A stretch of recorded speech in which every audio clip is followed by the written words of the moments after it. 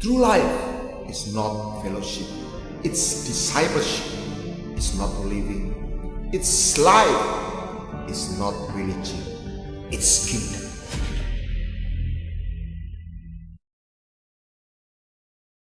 Salam kehidupan, sahabat kehidupan, kembali kita di dalam berjumpa dalam Sunday Message dari Voice of Life Ministry. Dalam kesempatan ini saya ingin membagikan tentang Yesus adalah roti yang hidup,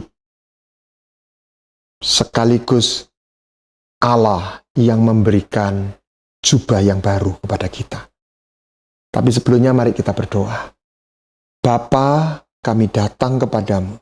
Kiranya Engkau sendiri berbicara dan menaungi kami dengan Roh-Mu yang kudus. Kehadiran-Mu membawa kami tahu bahwa Engkau bukan cerita, tapi sungguh Engkau ada. Dan Engkau menyatakan kasih sayang-Mu kepada kami semua. Sembuhkan yang sakit, yang luka batin, dan juga yang mengalami kehampaan. Bahkan yang lemah, Kau kuatkan. Dan bawa kami menemukan sebuah kehidupan. Di dalam nama Yesus kami berdoa. Amin. Baik. Saya ingin mulai dari satu perumpamaan yang Tuhan Yesus sampaikan sendiri. Tentang anak yang hilang. Ketika anak yang hilang itu kembali ke rumah Bapa, dia tidak hanya membutuhkan pengampunan. Bahkan dia kembali bukan untuk mencari pengampunan. Tetapi dia datang dalam satu keadaan lapar. Dan pakaiannya compang-camping dan berbau babi. Karena dia bekerja di kandang babi. Ini adalah satu ekspresi kemiskinan. Yang membuat dia mengalami kelaparan. Dan dia mengalami satu kerusakan di dalam jubahnya. Atau dia nggak punya jubah yang layak, dengan kata lain. Ketika dia datang, simptom atau penderitaan yang dia alami adalah penderitaan karena dia mengalami kelaparan dan dia disadar di rumah ayahnya ada banyak makanan. Sekaligus dia mengalami kerusakan di dalam dirinya. Cerita itu adalah sebuah gambaran tentang apa yang mau disampaikan Kristus melalui Injilnya kepada umat manusia. Kata terhilang itu bukan berarti dibuang, tetapi terhilang. Sesungguhnya kita manusia ini terhilang. Bukan tidak dikasih oleh Tuhan, tapi terhilang.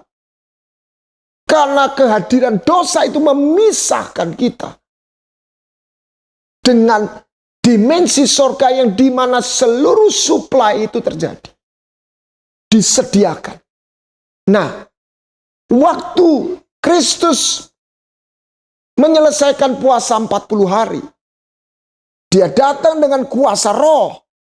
Dia masuk ke sinagog, bait Allah, rumah ibadah, dan dia membaca satu nats dalam Yesaya diakhiri dengan hari ini nats ini dikenapi. Dan apa yang dia dikatakan? Ini dalam terjemahan ILT 3. Roh Tuhan, roh Yahweh ada padaku. Karena dia telah mengurapi aku untuk menginjil, memberitakan Injil kepada orang miskin. Kata pertama adalah miskin.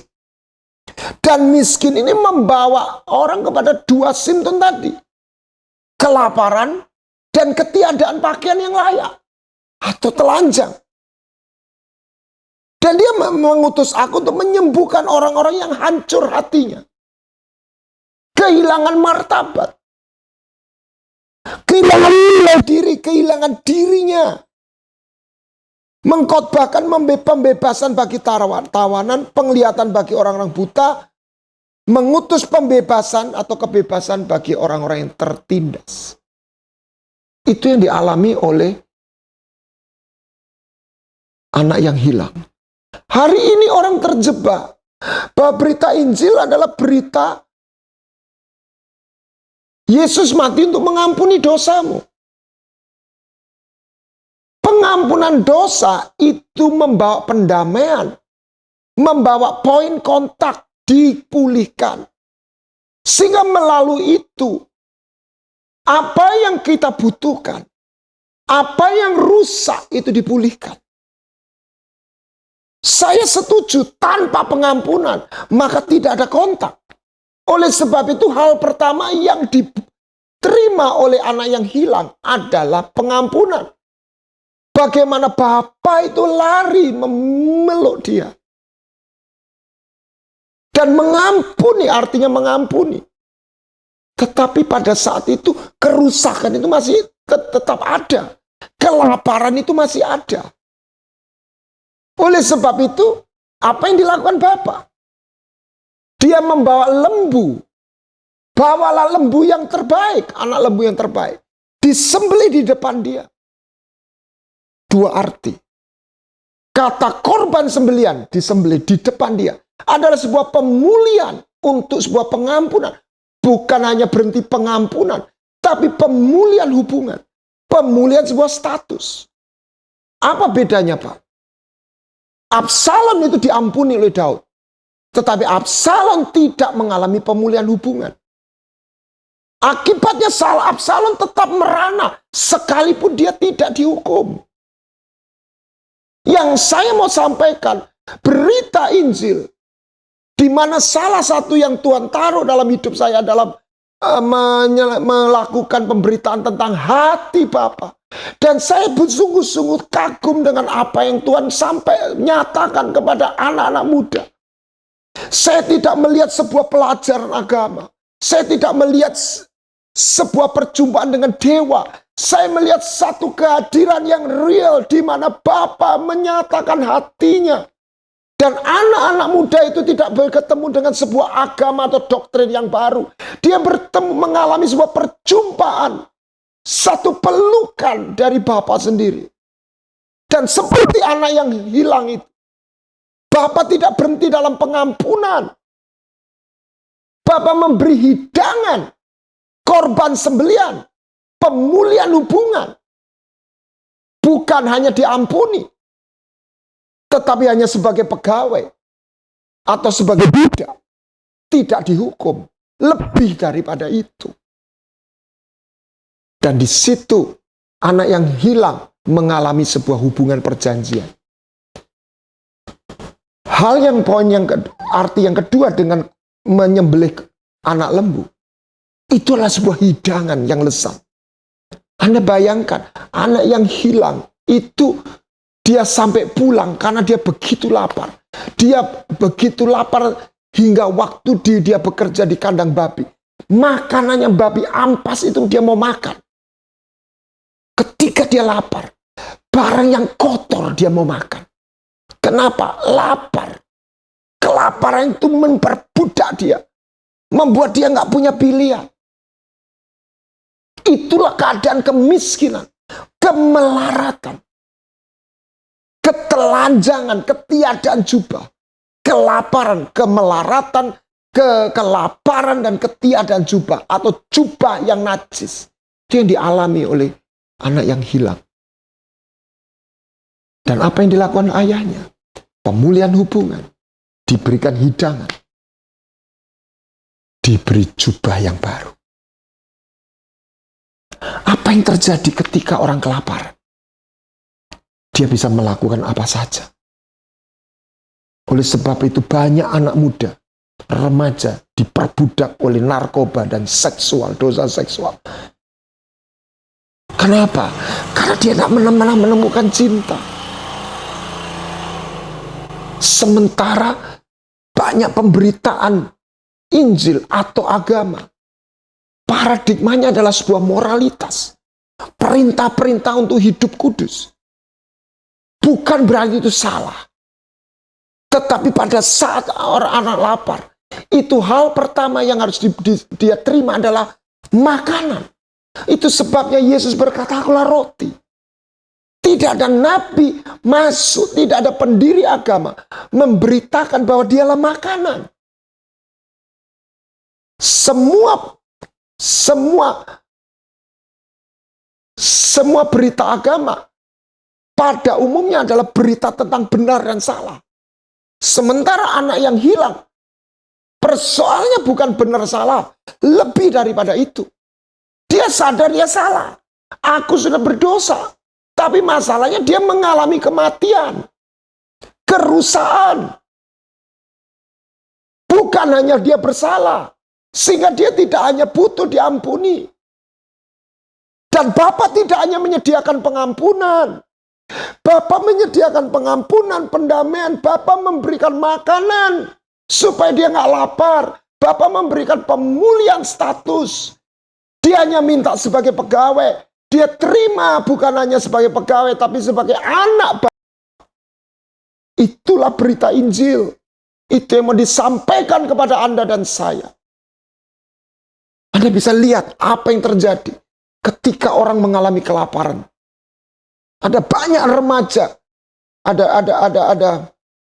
Ada seperti di mana hampir 100% remaja itu pernah melakukan penciuman, petting, oral sex. Lalu 2 dari 3 anak SMP itu sudah nggak gadis lagi. 1 dari 5 anak SMU itu sudah pernah melakukan aborsi. Dan tahun 2009, 3 juta orang melakukan aborsi di Indonesia. Sebuah gelombang satu makanan yang kotor yang sedang ditawarkan kepada remaja yang kelaparan. Dan mereka seolah tidak punya pilihan. Seperti anak yang hilang pada saat dia bekerja di kandang babi. Itulah sebabnya Yesus berkata, akulah roti. Barang siapa lapar, ambil dan makanlah. Makanan itu beda dengan pengetahuan. Makanan itu bukan untuk dipelajari. Makanan itu untuk dinikmati. Kasih Tuhan itu bukan untuk dipelajari. Tuhan itu bukan untuk dipelajari. Apa yang disebut teologi, itu adalah sarana, bukan hakikat. Hakikat adalah mengenal dan dikenal Tuhan. Dinikmati keberadaan Tuhan. Kasihnya. Maka Yesus berkata, akulah makanan. Yang kedua, dia adalah kerusakan jubah. Bagaimana seorang, baru-baru ini ada pembunuhan. Saya tidak membenarkan si pembunuh. Bagaimana menurut berita koran atau media, pelatih fitness itu dibully, dihina. Hal yang dibutuhkan oleh manusia sekecil apapun adalah martabat. Kenapa, Pak? Karena manusia memang diciptakan dengan martabat. Semut nggak butuh martabat. Manusia sangat membutuhkan martabat. Dan dia menderita ketika dia kehilangan martabat. Apalagi ketika dia dihina. Dia akan melakukan apa saja. Sekalipun dia tahu dia salah. Tuhan, Bapa, tidak hanya mengampuni. Dia memberi makan. Bapa tidak hanya memberi makan. Dia memberikan kembali status martabat kita. Ketika Yusuf menceritakan, mengartikan mimpi dengan cara yang elegan dan excellent, Fir'aun melihat sesuatu di dalam hidup Yusuf. Penyertaan Tuhan. Dan penyertaan Tuhan membuat Fir'aun tahu orang ini berbeda. Dan ketika Fir'aun mengangkat dia jadi Perdana Menteri, dalam satu budaya tatanan kerajaan, Fir'aun memberikan jubah dan cincin dan kalung. Yusuf bukan hanya diberi sekedar sebuah hadiah. Yusuf mengalami sebuah perubahan status. Injil bukan memberikan pengemis itu makanan membuat dia kenyang semata. Tetapi seorang pengemis dirubah statusnya menjadi anak Bapa. Anak yang hilang, statusnya sudah jadi gembel. Dia tidak hanya diampuni, dia tidak hanya diberi makan, dia dirubah, dipulihkan dengan kata lain, statusnya. Mari kita alami. Di mana kita mengalami satu pemulihan status. Di situ kita menerima makanan. Dan di situ kita menerima sepatu. Kita bukannya menerima satu momen. Kita dibawa untuk berjalan di dalam jalannya Tuhan, dalam hadirat Tuhan. Itulah sebabnya dalam Ulangan 29 ayat 5, 40 tahun aku memimpin kamu dalam perjalanan padang gurun. Jubahmu tidak rusak, sepatumu nggak rusak. Untuk jalan sama Tuhan dibutuhkan jubah dan sepatu. Dan melalui jubah dan sepatu, kita dimampukan untuk berjalan bersama Tuhan. Dengan cincin. Bukan hanya hadiratnya, kuasanya. Itulah Mazmur 23. Sekalipun akan melewati lembah bayang maut. Saya bahasakan. Sekalipun aku harus melewati masa pandemi. Aku tidak takut. Karena Engkau hadir. The presence of God. Melalui perjanjian. Tongkat gadamu. Otoritasmu. Sehingga ini berkaitan jubah sepatu dan mana turun dari sorga. Anak yang hilang menerima roti, jubah sepatu, plus otoritas. Sehingga kita bukan hanya dikasih, kita ditetapkan untuk memerintah dalam kehidupan. Dalam Roma 5 ayat 17, hidup dan berkuasa. Bahasa Inggrisnya reign in life. Mari kita terima Injil seutuhnya. Bukan hanya sepotong. Sungguh saya melihat. Saya tidak berkata tentang orang lain semata. Saya ingin menyaksikan bagaimana hidup saya dipulihkan. Bagaimana saya melihat pertolongan demi pertolongan. Bagaimana tiap kali saya berseru kepada Tuhan. Jeritan saya sendiri terkagum-kagum dan terheran-heran. Sungguh-sungguh saya merasa suara saya naik ke hadirat Tuhan. Sungguh saya melihat pintu dibukakan sesuatu yang tidak pernah saya pikir. Tiba-tiba ada pintu terbuka. Membuat saya menemukan jalan. Tiba-tiba ada satu pertolongan yang dimana saya udah buntu jalan. Saya bisa saksikan berapa kali saya disembuhkan Tuhan. Termasuk yang terakhir ketika saya terjangkit. Hanya dalam 1 minggu kurang. Saya sudah mengalami satu pemulihan.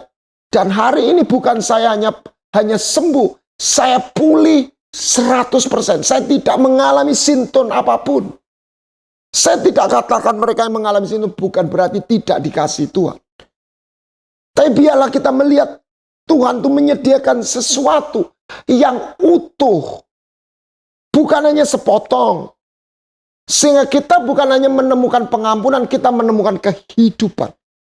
Karena kehidupan bukan pertunjukan. Kehidupan itu sebuah perjalanan. Tidak ada perjalanan tanpa jubah dan sepatu dan cincin. Kita nggak mampu. Karena tanpa jubah, dan kita nggak bisa berjalan sama Tuhan. Tanpa sepatu kita nggak bisa kenal jalan Tuhan. Kita nggak bisa jalan di jalan Tuhan. Tanpa jubah kita nggak bisa mengalami kehadiran Tuhan. Tanpa cincin kita nggak bisa mengalahkan kuasa maut, lembah bayang maut. Kita butuh otoritasnya, kita butuh kasihnya, kita butuh kebenaran. Bukan hanya satu, bukan hanya pengampunan. Kehadirannya membawa kita hidup dalam kasihnya. Kasihnya bukan semata-mata kasih yang sekedar romantis tanpa tujuan. Kasih yang membawa kita dalam kebenarannya. Kasih yang memberikan kita warisan dan membawa kita menerima satu otoritas. Reign in life. Kita tidak didesain untuk jadi bulan-bulanan nasib. Saya baru menawarkan satu lukisan Raja Wali mengalahkan ular. Bagaikan Raja Wali yang dilahirkan untuk mampu melewati angin badai, terbang melewati, dan menaklukkan ular. Demikian putra-putra kerajaan. Dia dilahirkan dalam roh, untuk dia mampu memenangkan kehidupan, menaklukkan kehidupan, sekaligus kuasa maut. Kita tidak hidup di dalam zona netral. Oleh sebab itu, kita harus mengalami pengenalan Tuhan secara utuh. Bukan hanya kasihnya. Jubah itu membuat kita mengalami sebuah keintiman. Tanpa jubah, mereka tidak bisa masuk dalam pesta. Perumpamaan di Lukas pasal berapa itu? 22 kalau nggak salah. Raja mengadakan pesta. Jubah juga bentuk wujud kasih seorang bapa, seorang raja kepada pewarisnya.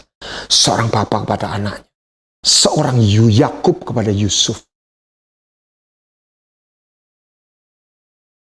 Seorang ayah kepada anaknya. Sepatu. Bagaimana kita mengenal jalannya. Melalui sepatu, kita tidak hanya mengenal perbuatan Tuhan. Kita mengenal jalan Tuhan. Orang Israel dalam Mazmur 95, Tuhan berkata 40 tahun aku jemu. Aku capek sama bangsa ini. Mereka sudah melihat mujizatku. Mereka nggak pernah kenal jalanku.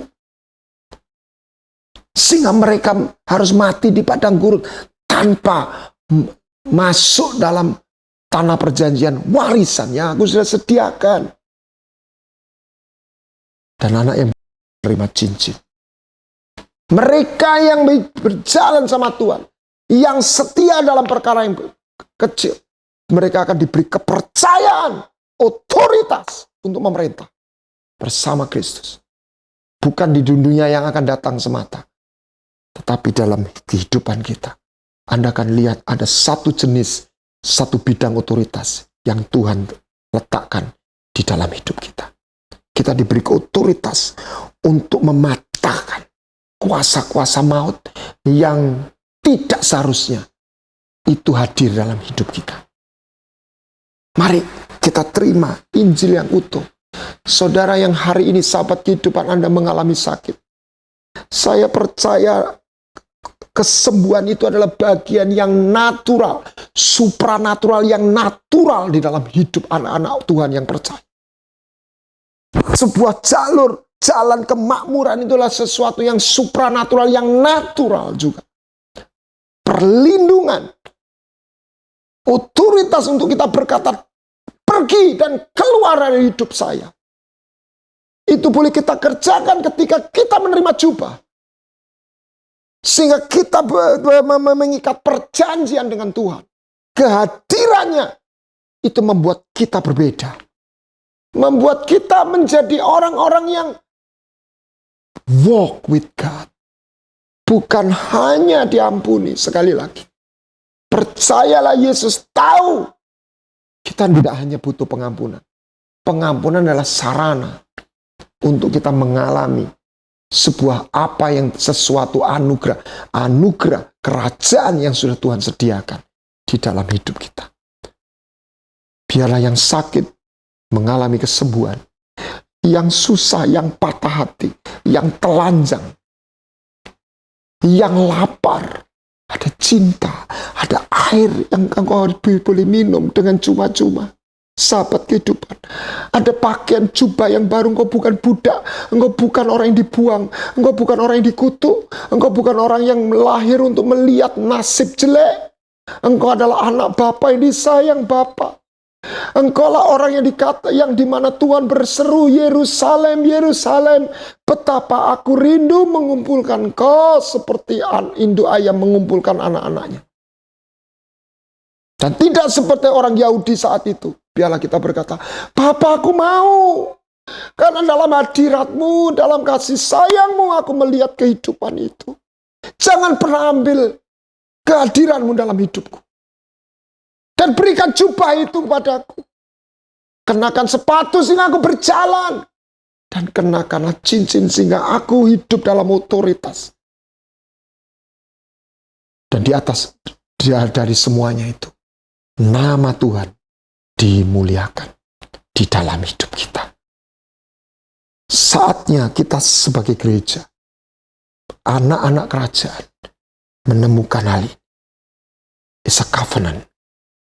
Bukan berhenti pada pengampunan, perjanjian. Bukan hanya berhenti pada pertolongan, tapi perjanjian. Membawa kita mengalami kasih yang personal. Membawa kita mengenal jalan-jalan dan kebenaran.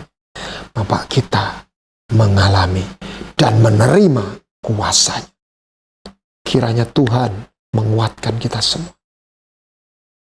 Mari kita masuk dalam perjanjian. Dan kita minta kuasa membebaskan kita dari tekanan-tekanan, penindasan, dari realita. Salah satunya adalah pandemik yang sedang dihadapi oleh semua orang saat ini. Sampar dan krisis ekonomi. Dan marilah kita menemukan mujizat, terobosan. Bukan untuk kehebatan kita, tapi supaya dunia lihat ada Tuhan yang kita sembah. Itu Tuhan yang merubah hidup kita. Tuhan yang berbeda di dalam hidup kita. Biarlah kasih sayang Bapa melingkupi sahabat kehidupan semua. Zaman sayangnya, pengampunannya, pemulihannya, anugerahnya, kuasanya. Dalam nama Tuhan Yesus. Amin.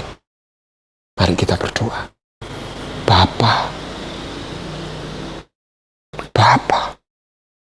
kiranya Engkau sendiri yang menaungi kami. Bapa, tolong kami. Berikan roti itu. Berikan pelukan itu. Berikan jubah itu padaku. Berikan sepatu dan cincin. Sehingga aku bukan hanya diterima sebagai pegawai. Aku menjadi anak Bapa.